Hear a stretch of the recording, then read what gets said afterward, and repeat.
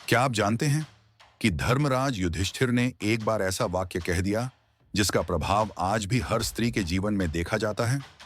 महाभारत का युद्ध समाप्त हो चुका था। पांडव विजयी थे, लेकिन धर्मराज युधिष्ठिर के चेहरे पर विजय का गर्व नहीं था। चारों ओर शव थे, रक्त से सनी धरती थी। भाइयों की मृत्यु, अपनों का विनाश युधिष्ठिर के हृदय को भीतर से तोड़ रहा था। उसी मौन में उनकी स्मृति में उभरा एक दृश्य, सभा का वह क्षण जहां द्रौपदी का अपमान हुआ था, जहां स्त्री की असहायता पर पूरा समाज मौन था। युधिष्ठिर का हृदय कांप उठा।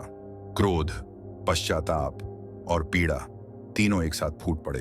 उन्होंने कहा, जिस समाज में स्त्री का सम्मान नहीं, वह समाज कभी धर्मी नहीं हो सकता। लेकिन उसी क्षण भावनाओं के वेग में युधिष्ठिर के मुख से एक कठोर वाक्य निकल गया। उन्होंने कहा, आज से स्त्रियां अपने मन की बात पूर्ण रूप से छिपा नहीं पाएंगी। उनके आंसू, उनकी पीड़ा और उनके भाव स्वतः प्रकट हो जाएंगे। वह श्राप नहीं था, वह एक दंड था समाज के लिए, क्योंकि युधिष्ठिर जानते थे जब स्त्री की पीड़ा दिखेगी तो अन्याय छिप नहीं पाएगा। कहा जाता है, इसी कारण स्त्रियां अपना दुख शब्दों में, आंसुओं में और भावनाओं में व्यक्त करती हैं, और यही उनकी कमजोरी नहीं बल्कि उनकी सबसे बड़ी शक्ति है। यह कथा हमें सिखाती है, स्त्री की भावुकता कमजोरी नहीं बल्कि सत्य को उजागर करने की एक दिव्य शक्ति है।